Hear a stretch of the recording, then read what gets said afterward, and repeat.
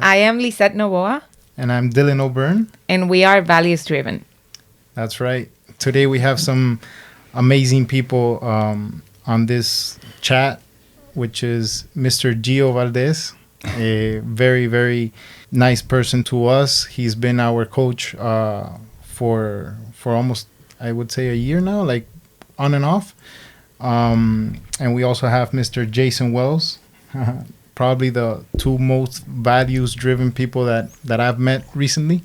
And they are here because we think that our values are what mainly drive us in our lives. So we decided to create this podcast because we wanted to have meaningful conversations and bring your knowledge and your experience and how those values, how they have drive you to where you are today in your lives. Yeah, love it. I appreciate you allowing me to be here. Gio, I appreciate just talking to you in 15 minutes, bro. I just want to say real quick, I'm honored to be on here. I've seen you guys from the journey, from when you guys met to dating to engaged, now married, and then how you continually grow not only your business but as people. Jason, just meeting you, man, I connect with you because we both play basketball at a high level, and just hearing the experience that you have, and I'm just grateful to be on here, man, being surrounded around people that we share similar values, and we're purpose driven. So let's do it. Let's go. Thank you, Gio. And what do you think, what's the main value or motive, purpose that you have leveraged in the last years to make sure that you get to where you are today? I think it's really simple for me. It boils back down to relationship. Even what Gio just spoke about, whether it's knowing you guys through the journey of dating and meeting, dating, getting married, or whether it's a 15-minute conversation that we've just had. To me, the root of anything is relationship. It's people. It's my dad used to tell me. I think I may have shared this with you in a previous conversation that we've had. My dad used to tell me, like, trust is a big value, but he used to say that the relationship has to be strong enough to bear the weight of the truth. So being in these situations where, yes, we want to exchange trust and exchange honesty, but what's the relationship that allows us to be able to have that? And across the board, relationship, whether it's romantic, whether it's occupational, whether it's friend, family, it's all relationship. And so and there's always relationship. It's a matter of what's the distance of the relationship. Relationship. It's everywhere. It's everywhere. It is who we are. As people, we are connected, whether we're here in South Florida or over in Europe. We don't physically share the same space, and we share the same space. If something goes down, it goes down for everybody. Everybody's affected, even something as recent as the pandemic. It didn't matter where you were. We're all sharing space through relationship. And so for me, I'm not focusing on whether it's a good or a bad relationship. I'm focusing on the distance of the relationship. Is it an opportunity to be able to draw closer, or is it in a situation where I need to pull back a little bit? I mean, it's all real, but it's all still relationship. Yes, I completely agree. And how about you, Gio? Well, first off, it's crazy you mentioned that, because the church that we attend, that's like the core value. Literally, we repeat it every single service is relationship. You know, I've met my best friends, my wife at church, and it's because of relationships. Like when you foster good relationships and when you are able to be courageous and eliminate the ones that are harmful, I mean, it just sets you on a great. But for me, you said the past years or so. So for me, it's been discipline. That's been a value that for me, I've seen molded my entire life with my father. Just seeing him, you know, now he's a successful business owner. But when we were kids, I mean, my parents were kids raising kids. They were teenagers. I'm 33 years old and I have a 4-year-old and a 2-year-old. My mom at 33 years old had an 18-year-old. Oh, wow. Right? So the discipline that they both had. But I recall my father waking up 4 or 5 in the morning to go to work, and he'd get back real late, and he still made an effort to be at our games. He still made an effort to be disciplined and serve at the church that we were attending. He still made an effort to be disciplined and love my mother. So that was something that was molded, and I just picked up the baton. And sometimes people, I oftentimes hear at the corporate wellness engagements that I do, like, hey, coach, I'm not motivated. I'm not always motivated. I woke up this morning at 4 a.m. and I did not like to hear that alarm. I think it's 90% discipline and 10% motivated. I mean, the percentages are different for everybody. Sure. Yeah. But I do think that there's days where you're not going to be motivated. But if you remain disciplined, it doesn't matter what you feel, because at the end of the day, you made a commitment to yourself and to others. So for me, that's been the top thing, is just discipline. Wow. That I would say that at this stage, like, we had a wedding three weeks ago. Best wedding ever. Other than mine, that was the best wedding I've ever been to. Thank you. I would say that right now I'm at a compassion level. I try to, every time I meet someone, compassion and empathy. I try to put myself on their shoes. I don't know why. At this stage in my life, I feel that I need more compassion, to learn more from that person, to be more open to their perspectives. So yeah, I think that's the value that currently I'm developing. And I think that through our life and our seasons, probably now it's discipline, but maybe next year there is something happening in your life that you feel that the value that you need to nurture and learn more about. It's like, I don't know, maybe kindness. So I think like values evolve, and you as a person evolve, and you have different needs at different stages in your life.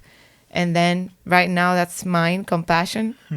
What about you? It's funny because Jason mentioned trust and Gio mentioned discipline, and those are my core values. I remember growing up, my father used to tell me, you can make your way around many things, but a non-negotiable between you and me is trust. You gotta keep it real, and you gotta be able to trust me with everything, with the good, with the bad, whatever it is. No lies.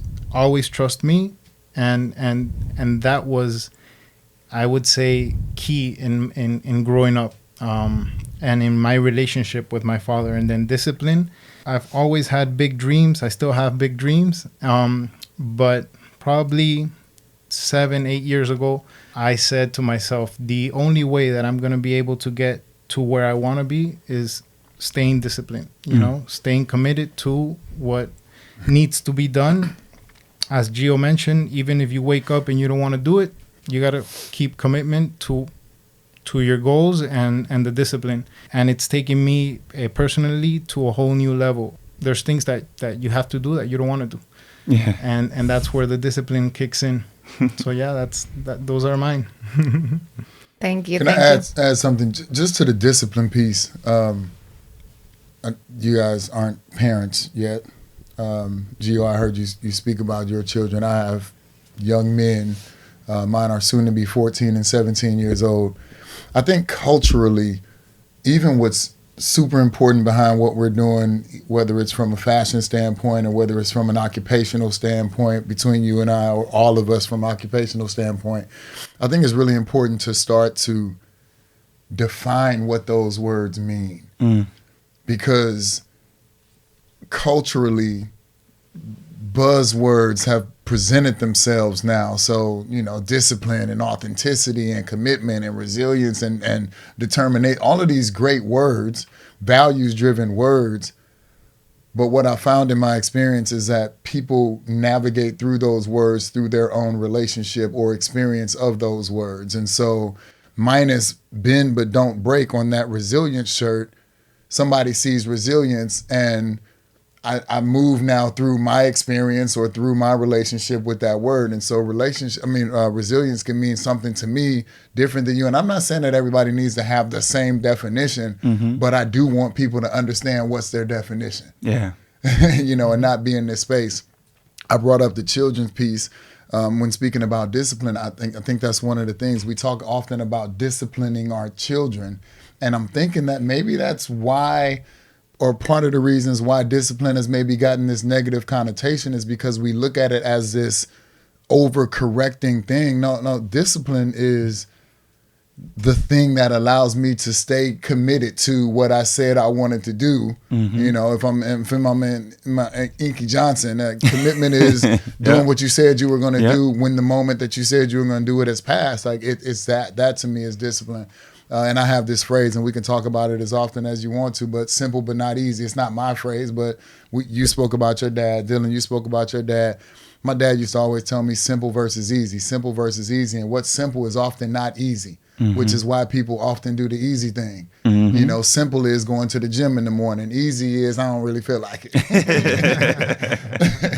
Yeah. I think no matter what the value, no matter what the word, I think the place that we're in right now is to provide, and I use this word invitation a lot, to be an invitation for people to understand what that word actually means for them. Yep. That brings some memories, and I think we spoke about this on one of our meetings, but our main purpose with the fashion brand is being able to spark those conversations, right? The other day, I was in a boat, and I was wearing my gratitude hoodie, and I actually hadn't met this guy. We were on the same boat, and he's like, "Hey, I like your hoodie." And I was like, "Cool, man. I have this brand named Values Driven, and you can find all type of merch with different values on our website." And he's like, so he came and he started speaking about what gratitude had done to his life, and it was shocking. Like Lisette and I just spoke to him like 30 minutes, and it's incredible because he brought up something like when he was growing up, he felt like his dad had to give everything to him, right? And once he understood like the power of gratitude and being grateful every time you wake up, and just by being here, by thanking your dad to provide for you all those years, he said that changed his way of viewing life, like it's not that he needs to give me, but I'm grateful that I'm able to be here and provide for myself now, like it. For me, it was like a thing that I understood that it made him grow up so much, that value of gratitude, of being grateful. Yes, and I think like wearing it not only opens the conversation, but you show people that you're interested in that conversation. Sometimes you are not descriptive about things that happen to your life, about your story, your real story, because you think that people are not interested in that. And I think that opens the conversation in a very subtle manner. For sure. I now I'm remembering about what we talked about regarding values and then views, and I would love for you to expand on that if you can. I'm curious. I want to hear this one. Yeah. Truly in this place of even going back to simplicity and I'm so simple. I'm so simple. And I actually heard it in a song, and I'm gonna come back to to your question. I heard it in a song that I've heard dozens of times, but it's almost like a spoken word song. And at about 2 minutes and 17 seconds, I'll play the song for you afterwards. But the lady says, "Simplicity is so complex," and it really is. Because we live in this culture where if it's not complex, it must not be right. Like it can't be that simple. No, really, it is that simple. But what Dylan's speaking about is, I feel like values are the root. I make reference to that a lot, like literally the root of a tree. So if values are the root, everything that comes out of that becomes ancillary. If we get reconnected to our values, to me, the next layer up are views. Right now, because of social media, because of all of the access to other people's opinions that we have, we're connected into the views, your political view, your religious view, your view on abortion, whatever it is. Like those are all views.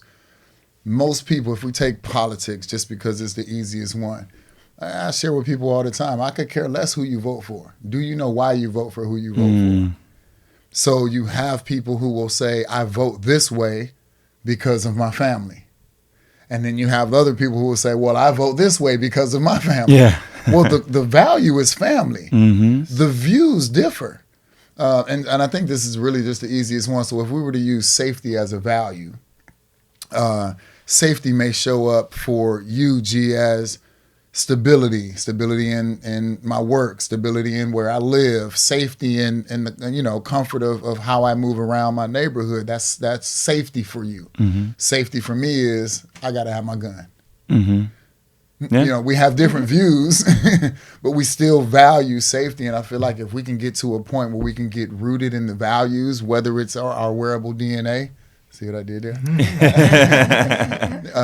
It's that invitation to, hey, let's connect on this value, and then we can grow into the views. And our views may be different, but that still, if you love your family and I love my family and we stay rooted in that, our views. Everything else is small.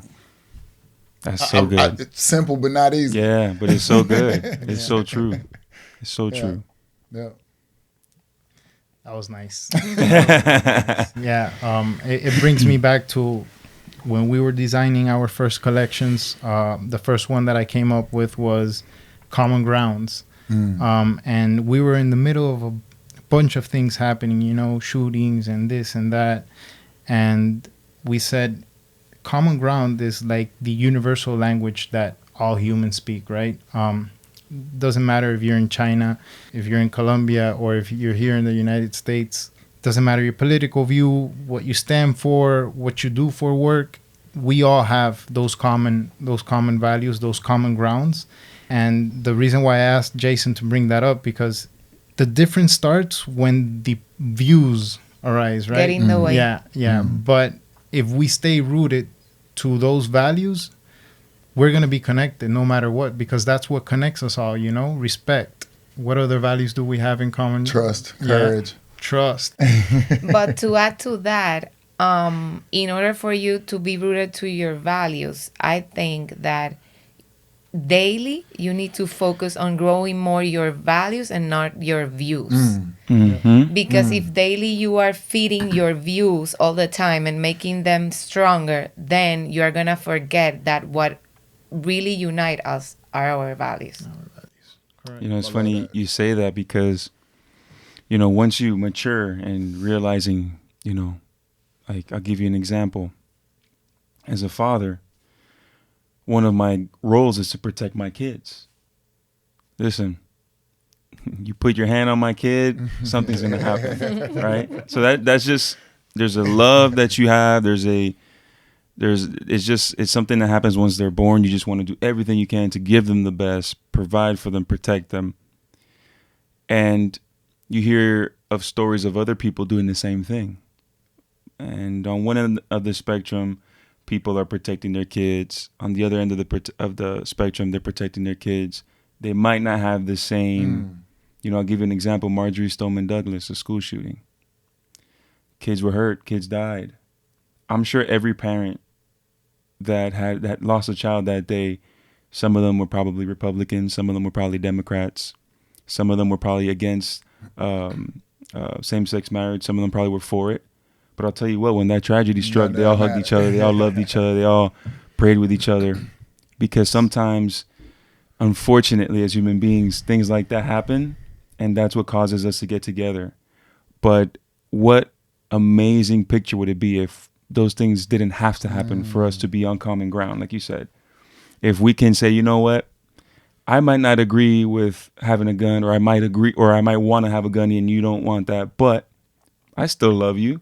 I still know that your heart is in the right place. I still know you have the right values, because we both believe in safety. Exactly. We just have different outlook on how to convey that. So, man, it's so true. If we could just have that maturity in knowing it's not about the view, it's about the heart behind it, the value behind it. Yes. That's a game changer for us as human beings. Simple, but not easy. Man, your dad was so. And thank you. Yeah, I'm honored. Yeah. Again, it goes back to that point of like, no, but what about? No. Mm-hmm. It's not. But what about? It's not. But what about? And gee, it's not that this is surprising at all, but I often speak about similar. It takes some catastrophic event, unfortunately, for us to realize our unity, realize our connectedness. It takes the World Trade Tower. It takes even Kobe Bryant's passing, something like that. Like people stood out in front of the then Staples Center and I don't care how you vote. I don't care how you pray. I don't care whether you're here legally or illegally. I don't like right now. I don't even care if you don't like the Lakers. I don't care if you don't like Kobe. Like it's this catastrophic event that shows us our compassion, that shows us our humanity, and that is the thing that I think the biggest thing that we have of common ground is humanity. That's the thing that we share. Yeah. That is the thing that we share. We're human. And yeah, bro, I dream and I truly believe that it is possible in my lifetime that we can get to a point to, without some catastrophic event, be united. My big audacious goal is to lovingly unite the world as team. Wow. Love that word team. And team, lovingly. So those breakdowns, love, we talked about this the last time we talked. My definition of love is a commitment to someone else's well-being. Take out romantic love, take out family love, take out the things that are supposed to happen. I can genuinely say the person walking down the street, walk past them, I love you. Why? Because I'm committed to your well-being. Unite. Can't get much closer than one unit. Like literally uni. UNI is one. Universe. United. It's all one. And then team, you and I come from an athletic background, but team again goes back to the relationship that I started with. And I've learned to know now at this point where I speak about team across the board from relationship. And bro, you've been on some teams where you didn't like everybody on your team, but you were still a team. Yeah. Cool. I don't have to like everybody on my team. If there's 8 billion of us in the world and we're all team, I don't expect, nor do I want to even like all of you, yet we're still team. So yeah, I'm really intentional with that. And again, I think that can happen in my lifetime. Why not? It's crazy. I've been on teams, man, where I didn't like everybody on there, but I love the hell out of them. That part. Like I can give you examples of, so when, we used to do, when we were playing defense, right? And I can always, I'm a more defensive guy. Like I love defense. I love getting down there and taking the charge and hustling and fighting for things, boxing bigger guys out. And I remember I would always, with one particular guy, I couldn't stand him. We just couldn't get along. And I remember that one time I made a slide and he took a charge. He covered for me. I actually had made a mistake and he covered for me. He took the charge. And I knew, you know what? Despite our differences, despite I don't like the guy at all, I can always count on him. Because on the court, I always knew he had my back. If we ever had an issue, somebody from the other team was getting into it, he always had my back. I always had his back. Off the court, we didn't really, it was like oil and water. But at the end of the day, on the court, we loved each other. We always had each other's back. And that goes to it. You might not like everybody, but we sure as heck have to love them because they're humans just like we are. So that's a great little nugget that you said about, man, that unity. I love your definition of love. It's a great one. I love it.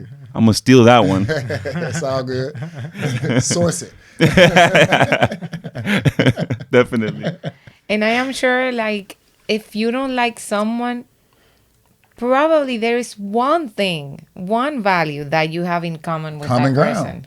Common ground. There's something.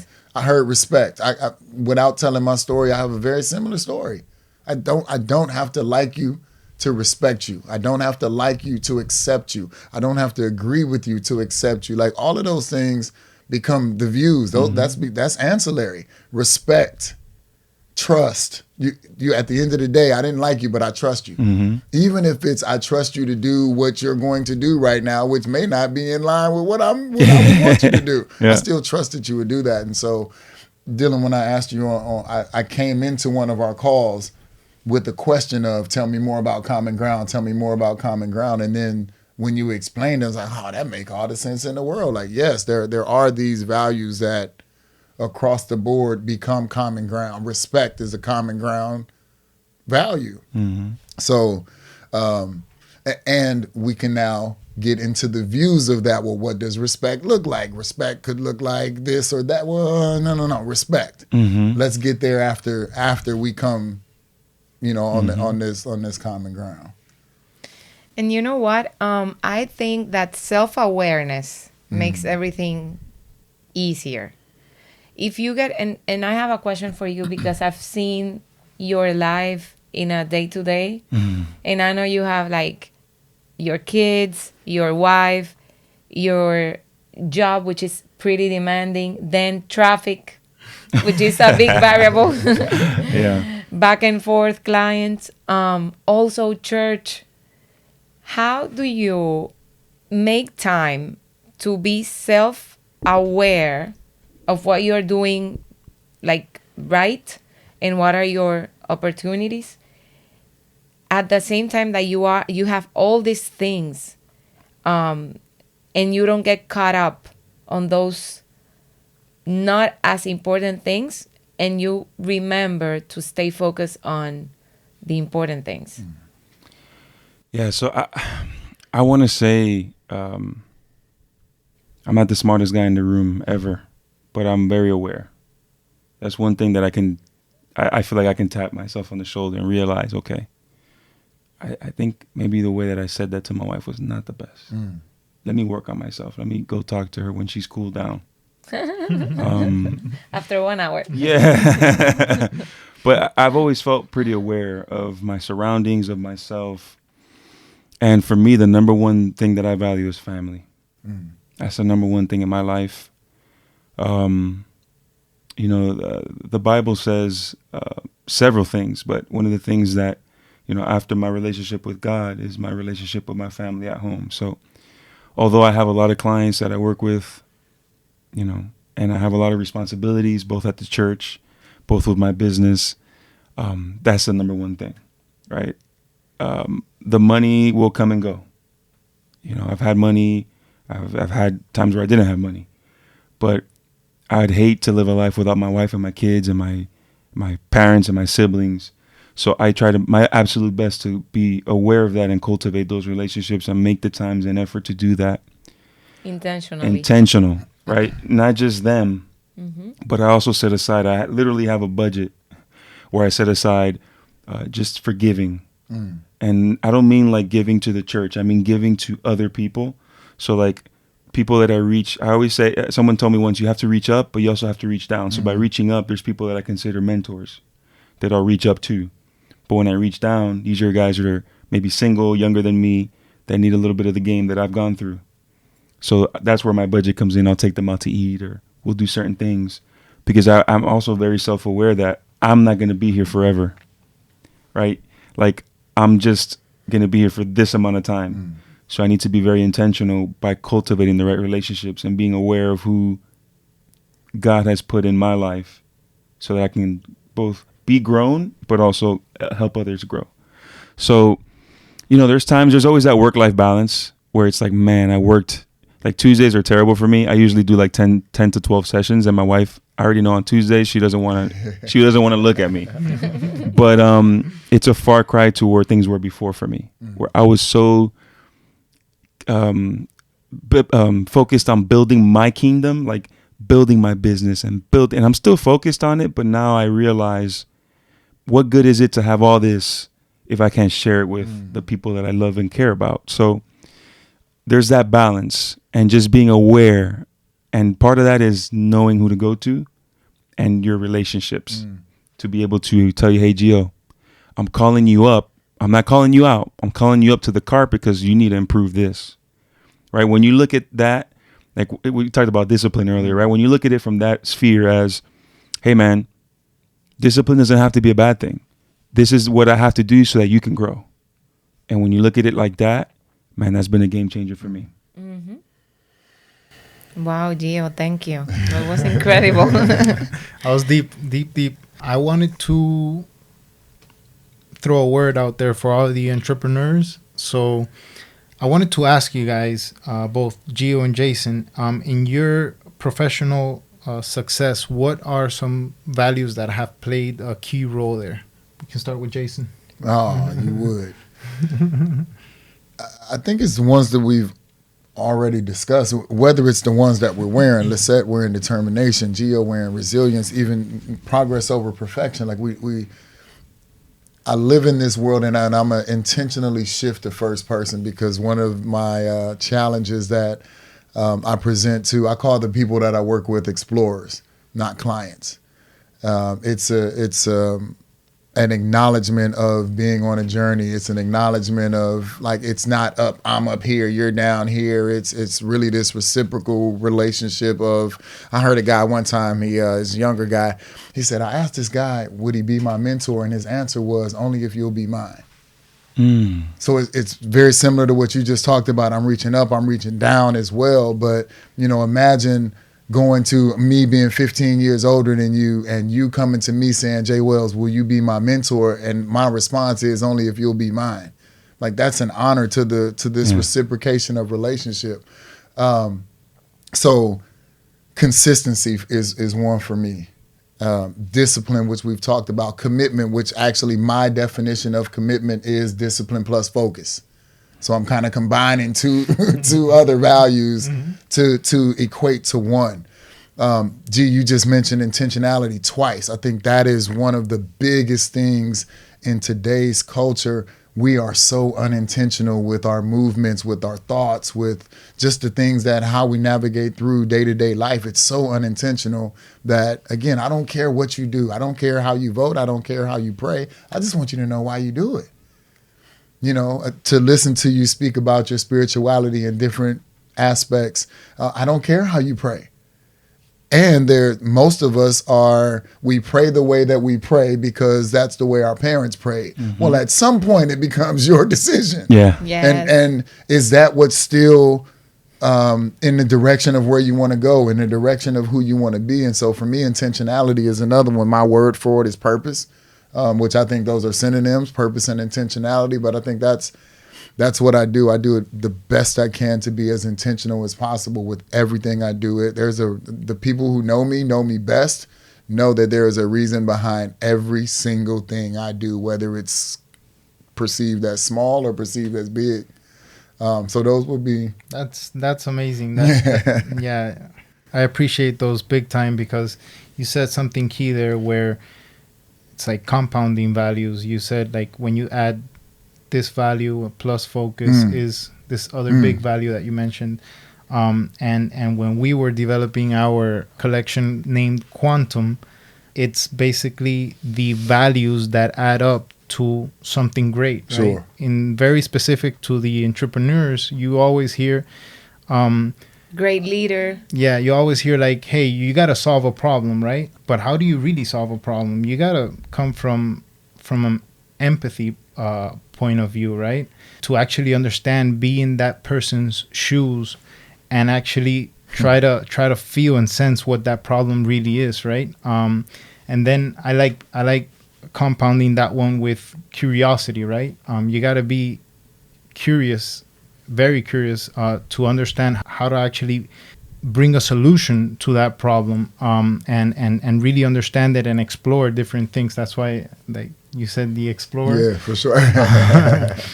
Yeah, so that just caught my mind. When you compound those values, like, it's so good when you, like, for me, a great leader requires that, like, commitment, It requires discipline. It requires empathy, because you build something great now, but in 5 years you might stay behind, right?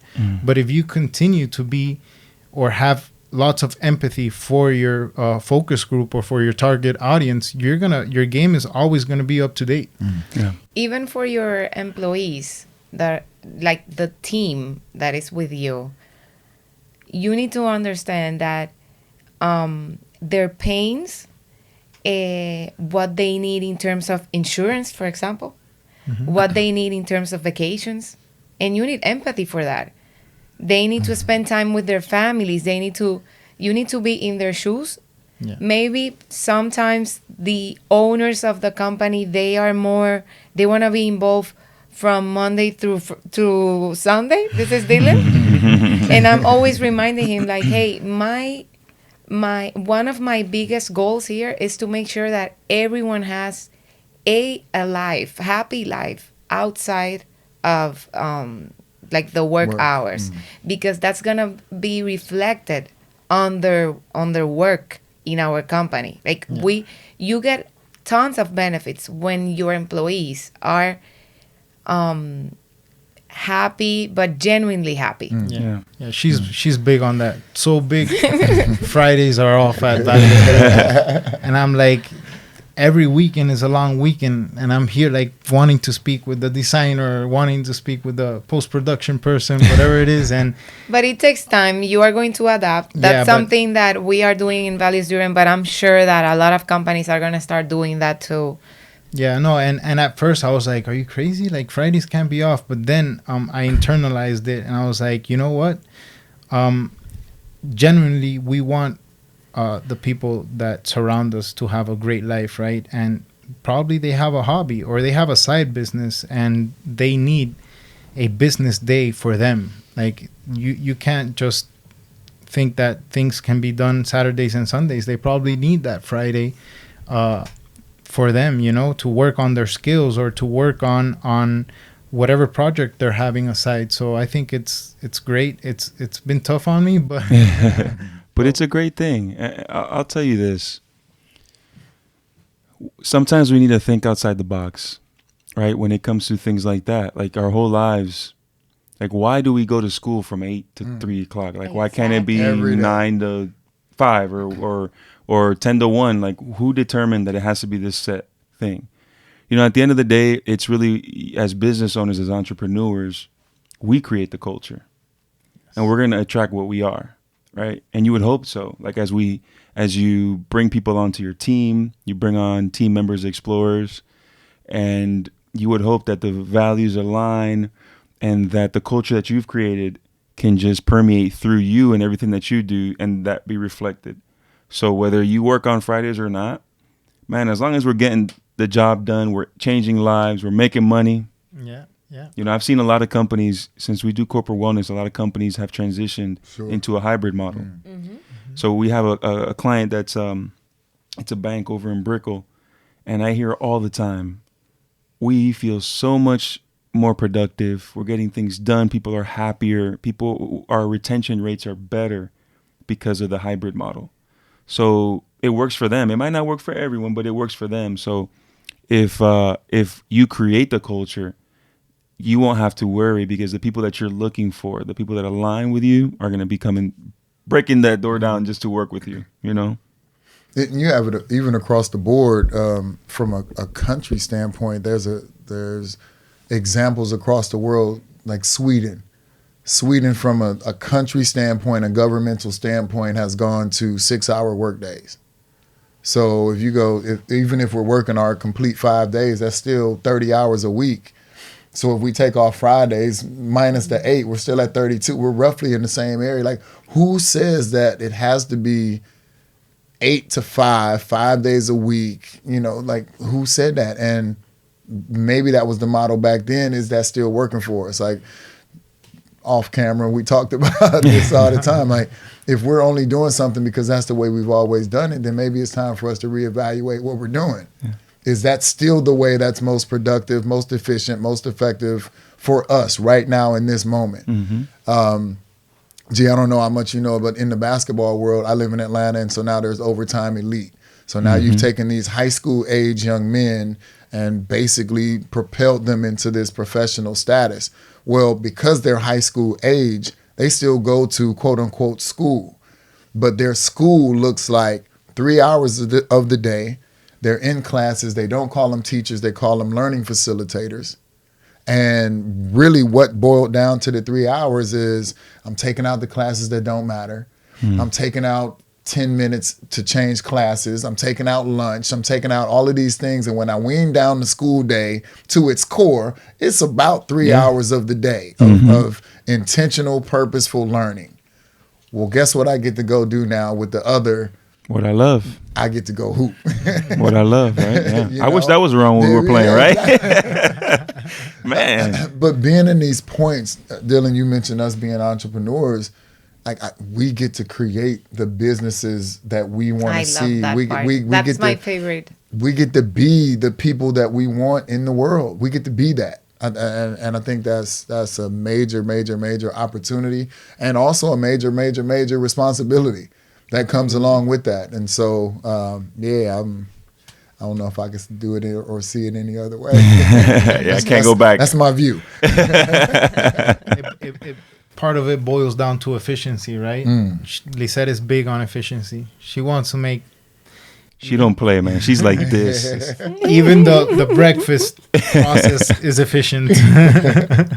But that's exactly what she said. You know, in order for Fridays to be off, our meetings have to be quick 15 meetings, 15-minute meetings. Like it can't be like sitting there for an hour, 2 hours.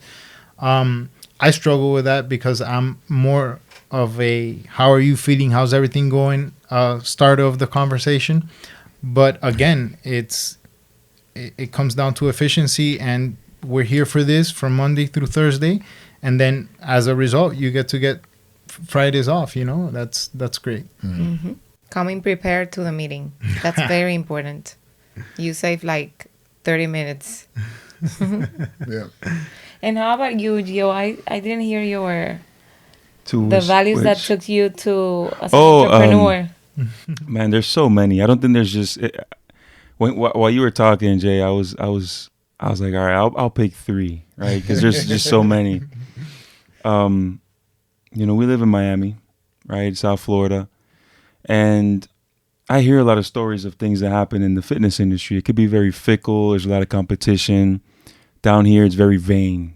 People just, I'm not that trainer that's going to be taking off his shirt, showing his goodies. That's not my style. Literally, our tagline is move with purpose. Like everything we do is intentional, right?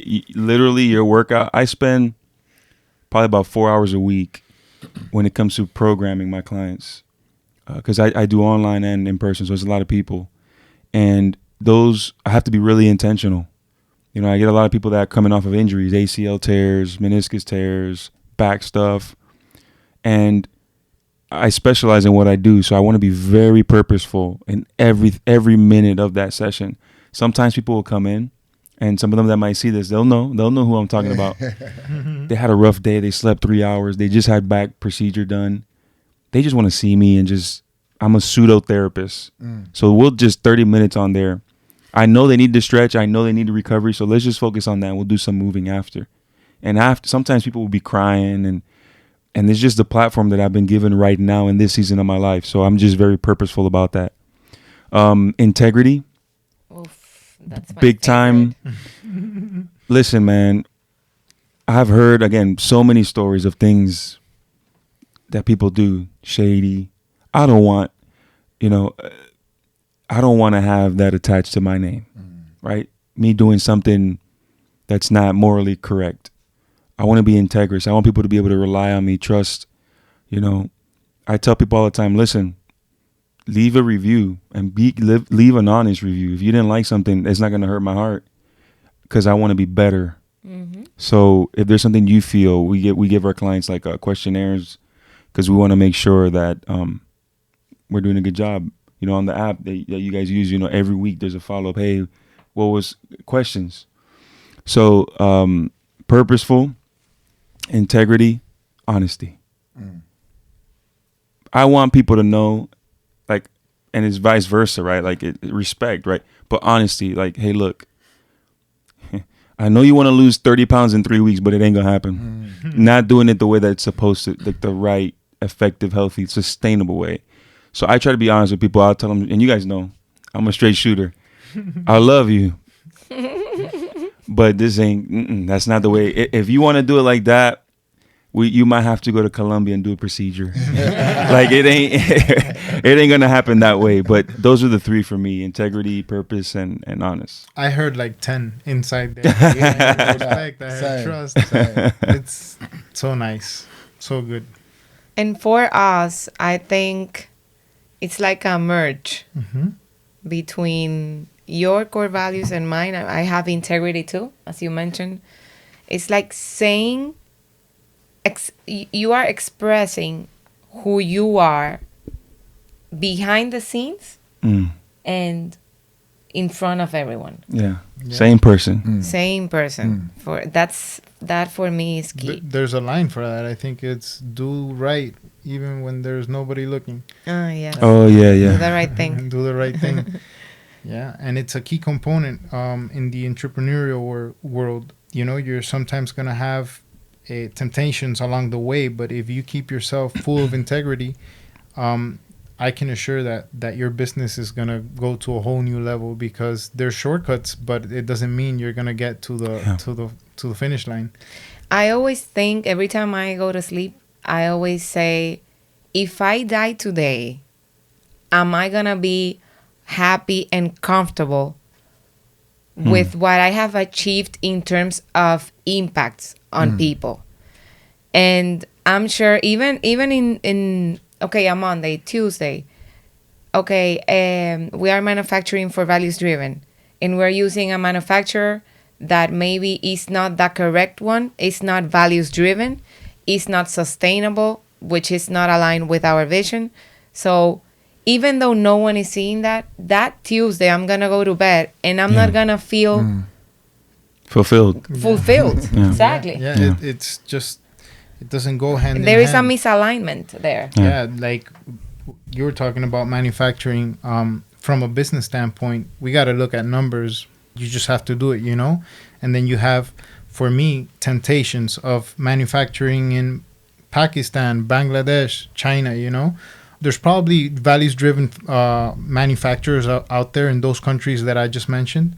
But I think we went the route of actually meeting the manufacturers, being there, seeing how they do their process, and making sure we are manufacturing at values-driven factories. But that's good that you guys do that. And that goes to say, like, the fact that you're in a position to be able to do that just goes to show how committed you are to the process that you already have in place.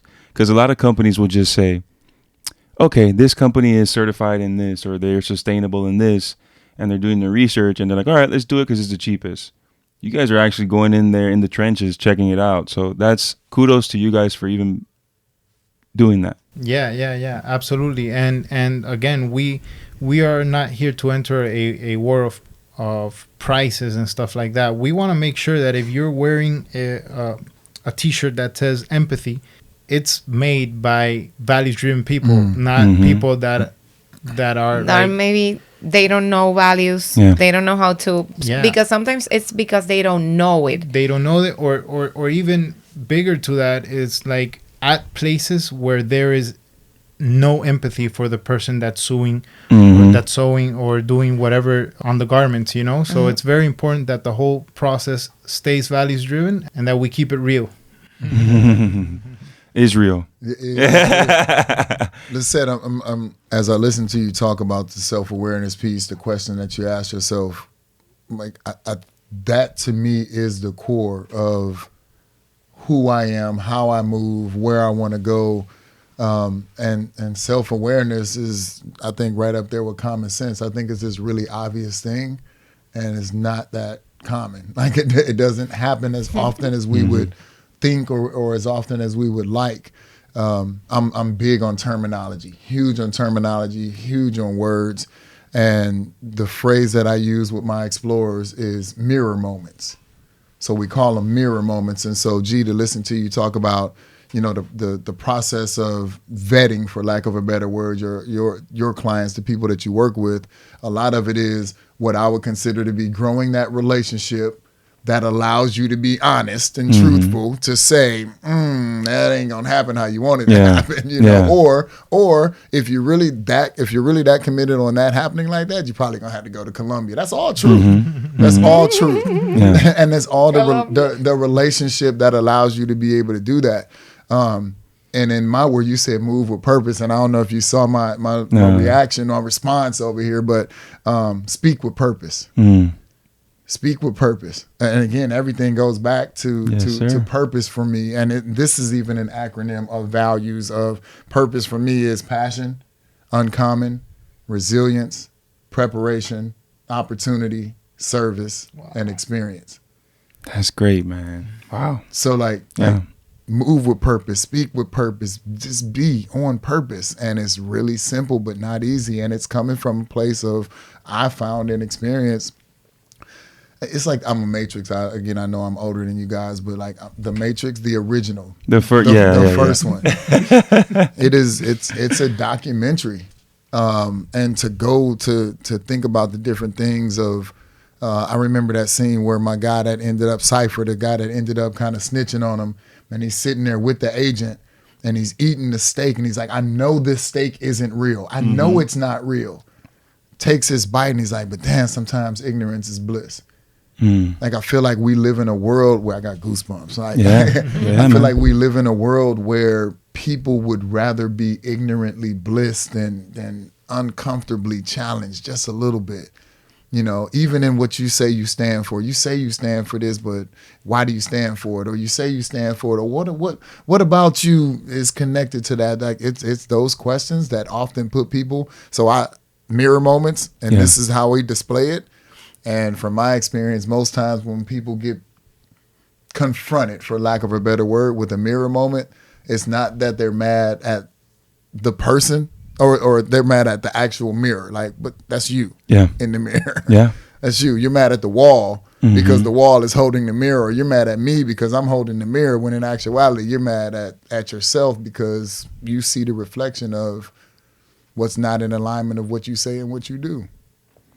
You know, it's extremely powerful, and we live in a day and an age, which there's good and bad, right? Like the fact that we are able to be in a podcast studio, have this platform, we didn't necessarily have to get vetted, or pay an enormous fee.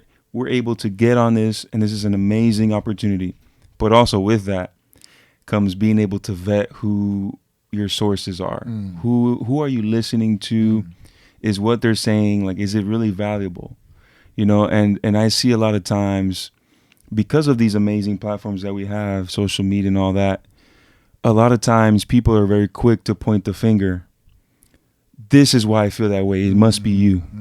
This is why I feel, and maybe it is that person, rightfully so. Sometimes we're wronged by other people.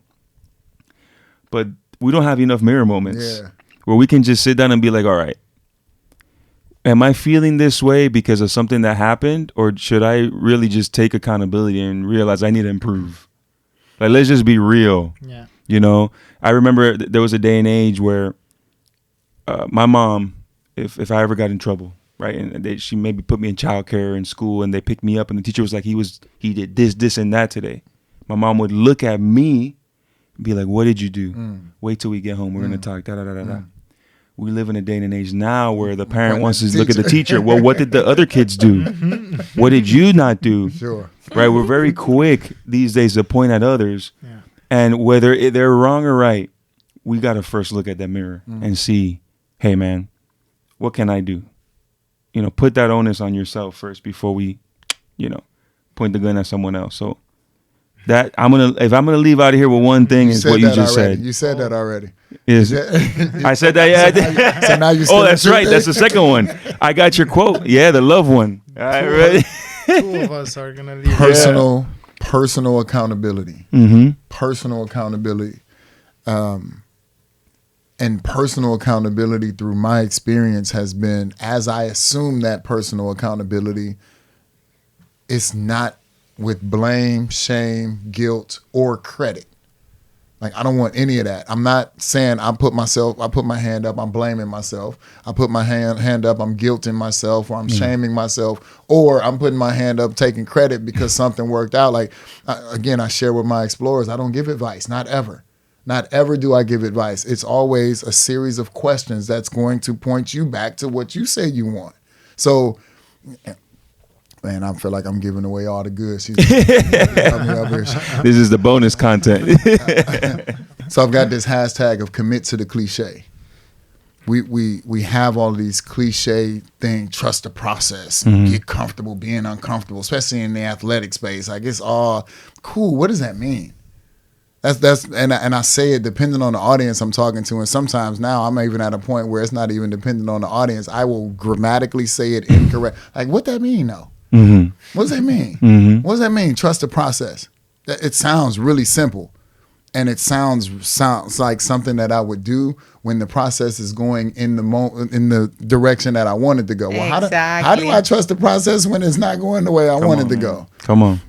And so being in these places of personal accountability, not giving advice, commit to the cliche, buzzwords, like, let's really get to the core of what that means. And this is new, I think, to everybody, maybe outside of Suzanne, but I continuously explore what it is I do. Some of the people that have been working with me longest and most consistently, like, I don't know how to explain. How do I tell somebody what you do? I don't know how to tell somebody what you do.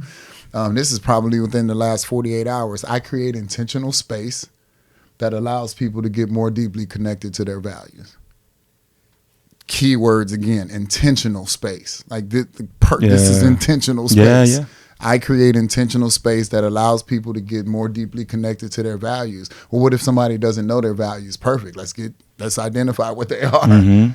Let's identify what they are. Well, what if I got an idea of what they are? Okay, cool. What is it? So if discipline is a value, what does discipline mean to you? I work in the athletic space with coaches. Like, all of a sudden, discipline to my guys. But yeah, your definition of discipline and their definition of discipline, that's where we're missing.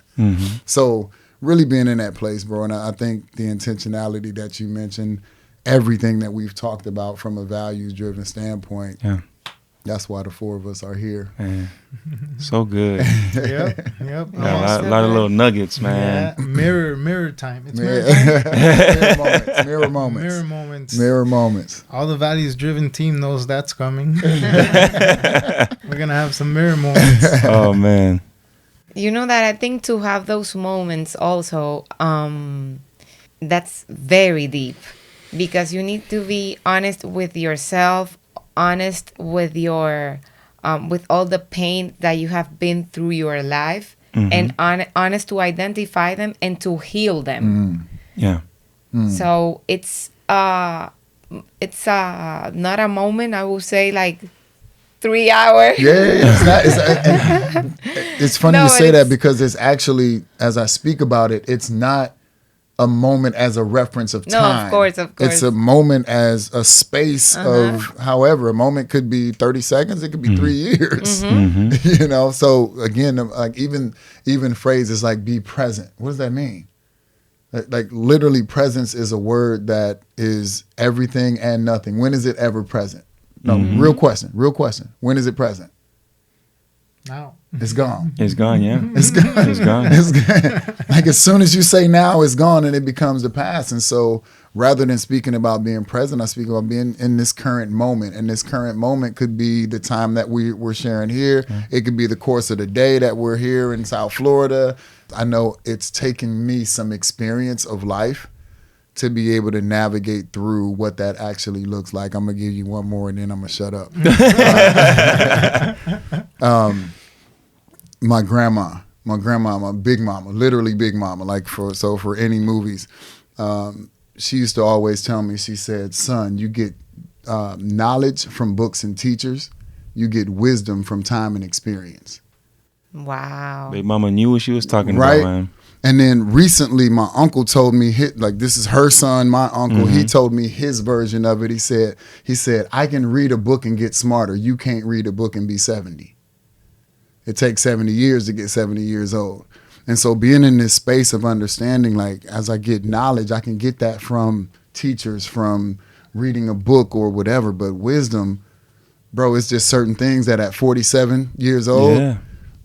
I have things that you don't have Mm-hmm. at 33. And that's not saying what you've been through experience. That's saying how I've been able to evaluate experience through time I was gonna say that because Yeah. there can be 47 years old of that nonsense. exactly and no wisdom. Absolutely. And even with that, my uncle said, even if you're a fool for 70 years, that's 70 years of being a fool is a pretty long time of being a fool. So Yes. there's some wisdom in that, as True, well. But true. no, it's not a comparison of experience. It's not. It's never that. That's the whole embrace your story. It's your story. It's not the story though. Yeah. Our stories vary, and for us to be able to have conversations to connect on a story, empathy. I think I shared this when we spoke before.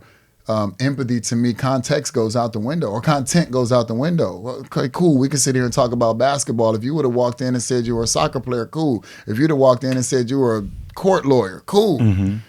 You know, Yeah. empathy, content goes out of the window, and now I'm connected to the emotion. So to listen, to have conversation and connect on these values now allows content to go out of the window, and now I'm connected through what I feel. Yeah. Yeah. Quick plug on that. We're working on a collection named Legacy, and now that you were talking about uncle, grandma, that's exactly what's coming out there. You know, the values that come way back that we saw in our house, that we heard in our house, that were instilled to us, and wisdom is the key ingredient there. Yeah, you are big in wisdom. I'm a big fan of wisdom. Your dad showed you a lot of wisdom moments, I would say. Yeah. They were big on that. My grandfather was also big on wisdom. You know, taking the time. He would work with his mind, not with his hands, and that was powerful. You know, of course, I take the good things out of the moments and people, and that was one of the biggest things that was a big lesson for me. You know, seeing how he took time to think. That's very underrated. Yeah, Dylan is he's always like, okay, let's take some time to think, but you cannot stay there thinking. You need to say, okay, let's think for a second, 1 hour, 2 hour meeting, brainstorming, but then what are we gonna do next? What are the next steps? So tying that wisdom, taking the time to think, but then taking the time to take action. It's very important. The taking action part, that's her thing. She will jump on the thing right away, you know. Yeah. We've said it. G, you mentioned your dad. Dylan, you mentioned your dad and granddad. I've mentioned my dad. And specific to gender, I think it's super important to be values-driven men. Yeah. I do a group. One of the groups that I do is with men only, and it's not at a lack of inclusion to women. It's, I believe that if the men are strong in our culture, in our society, then the society will be strong, because we will raise respectful, integrous, honest-filled young boys into men. Yeah. And we will also indirectly, and I got goosebumps again. Yeah, man. And indirectly and directly show our young ladies what it looks like. Wow. You know, to have a brother open a door for a sister, or to have a dad open a door for a daughter. All of a sudden, she goes on that first date, and that knucklehead doesn't open up the door, and it's like, hey. These are not the standards that my dad made. Exactly. Yeah. Right? And so I love the legacy piece, because it creates an opportunity for us to be able to step into not only what we've received, but also what we want to leave. Exactly. Yeah. You know, yeah. And you know, to add to that, values-driven men need values-driven women. Has to. And there are some of us, we had it easier because we had a pretty good values education in our house. So we had that advantage and that blessing that we were raised by parents that showed us honesty, showed us that you need to work hard to get where you want to be when you want to be. The discipline that you need to stay consistent, seeing your dad waking up every day at 6 a.m., never getting tired, never complaining. Those are things that they are part of your prefrontal cortex here. So you comes have to them science. there. You don't need to learn them anymore, Sure. which is an advantage. And there is the importance of being values-driven men and values-driven women. You are making life easier for your kids because they are already seeing in your house what they should be. So there are less things that they need to learn regarding how to be a righteous human in the world. Yeah, I love that. Quick story or recap about values driven. Pre-COVID, values driven was values for fashion. That was Lisette's brand. She put it, as I call it, to sleep for a moment while she was very focused at her job. After COVID, we actually met and we sat down. It's funny because she was getting these charges on her credit card of domain and this and that, and I was like, so we gotta put it to sleep, or we gotta bring this to the next level. and that's where rebranding happened from values for fashion to a values driven. It's been a year. We have, I would say, 4 collections. We spoke about Common Ground. We spoke about Quantum. We have our Fuel. Yeah, we have that's our latest drop, which is Fuel, which is the fuel for success. And you can go to valuesdriven.com. That's where we sell our merch. We are currently selling in the US, Canada, Great Britain, and Australia. And we are working very hard on new projects, new drops coming out, and stay tuned for many surprises. Let's go. Values driven. I would love to take 60 seconds to celebrate you two specifically, and G, I'll get to you as well. But Dylan and Lisette celebrate you on, yes, the vision, the execution, but you are values driven people. It didn't take long. My dad was a musician, and he used to say, "You don't have to sing for very long for me to know you can't sing." You know, you know, if I'm in a contextual standpoint, you know, we real recognize real or game recognize game. Like it very early in our conversation, even pre-conversation, after I originally saw on Instagram the first advertisement go through, I'm like, oh man, that's the one. That's the one. Before I knew it was the one, it was the one. And then to meet you. So again, the celebration is the fact that you are what you sell. And I would even shift the sell, and you are what you share, because all we're doing is sharing. Determination, we're just sharing. We're sharing messages, resilience. And so celebration individually and collectively, I think it's always awesome for individually powerful people to unite and become, like I grew up watching Voltron.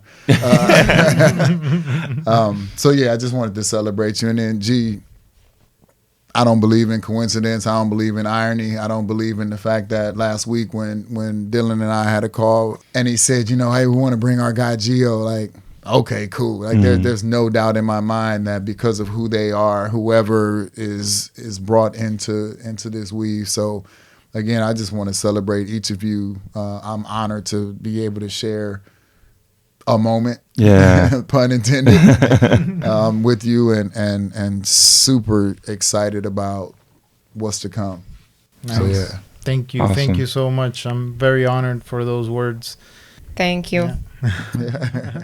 We are super excited. We are going to be launching a collaboration with Jason and Shoes Have Souls. Let the public know about Shoes Have Souls. That's a beautiful project. And the purpose behind it. Yep, thank you. So Shoes Have Souls sounds very much like, I think you maybe a few years before me, but I call it a divine download. I've always been one that has loved shoes, has loved representing and showing kind of my creativity through my footwear. And then I guess it would have been late year 22. I was like, hey, Shoes Have Souls. And what it is, nonprofit organization based on what I shared earlier of lovingly uniting the world as team. I feel like one of the reasons that we're disconnected as a country, as a culture, as a world is because we've stopped sharing story. And so the idea behind the organization is to, yes, raise shoes, donations, monetary donations and things like that. But it's really the connection of shoes. And so as a pair of shoes is donated, so let's just say, Lisette, you say I'm going to donate those Air Force Ones that I have. The ask would be, as you donate those shoes, you write the story. So basically you're writing your story, but you're telling it through the voice of the shoes. And so the person that receives the shoes will now read this story, not know that it's connected to Lisette. So now I don't have the prejudice of saying, oh, this is a Latin American woman, or this is a woman, or she's younger than me, or whatever, because this is written by some white Air Force Ones with a baby blue swoosh. I got no idea, so it takes all of that out. One of our first donations was from one of my close friends who was a breast cancer survivor who donated the shoes that she wore when she rang the bell on her last chemo session. Wow. Powerful. And so now, as the recipient of those shoes, it doesn't matter whether I've gone through breast cancer. It doesn't matter whether, I'm affected by cancer directly or indirectly. I think even though all of us are indirectly, I'm connected to the adversity. I'm connected to the triumph. I'm connected to, the challenge. I'm connected to those things, the values. And so that's what the organization is a sharing of stories through the voices of our shoes. As a 6'8" black man, we live in a world where there are people who won't speak to me because because of how I aesthetically show up. And that same person will walk up, because we live in a sneaker culture now, and compliment me on my shoes. Cool, let's start the conversation there. So now by the time you tell me I got good, I like your shoes, we strike up some conversation because now I have on a values-driven shirt. By the time you get up here, you don't see black man anymore, you see Jason. And that's the connection. And so our three values are connection, creativity, and community.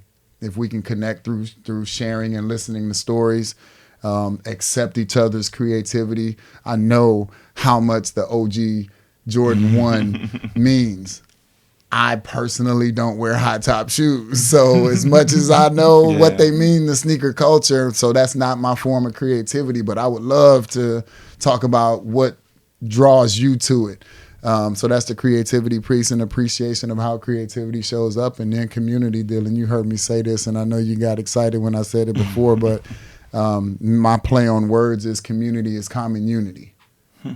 Being in this place of having common unity, common togetherness, common oneness. And I feel like if we can move in those three, then so I'm super excited to be partnering with Values Driven. We're a values-driven organization led by values-driven people, connecting with other values-driven people. Right. Yes. Okay. So shoeshavesouls.org. That's my plan. Count on us. My business is called Transfiguration Fitness. We're gonna do some work together with Shoes Have Souls. Hey, you ain't got to threaten me with a good time. How about that, bro? And forgive me if I'm off. No. Did I see you watering up over there for a minute, or is that just your eyes? I was watering up a little bit. I was, and not in the call out. Not in the call out. No, I know. We had it as well, bro. Like you mentioned, and I've got goosebumps. Like I've got this phrase of follow the goosebumps. Like our goosebumps, my goosebumps are my body's representation of this is you. This is who you are. When we find ourselves being overwhelmed with emotion and things like that. And so, yeah, I don't know what it was about what I was saying that got you there, but all it is yes, sir. we're supposed to be here. Yeah, we're supposed to. Exactly what you said. Yeah. This has been great. I love this. I think this is the very first of many podcasts that we're going to have together. Thank you all for being here. We are super grateful of meeting you, getting to know you, and keeping you as part of our circle forever. Forever. Forever. It's like the gang, blood in, blood out. Thank you for your time. Yes. Thank you for your time. We really appreciate you, Yeah. both of you. Thank you both. All right, guys. Cool. There it is.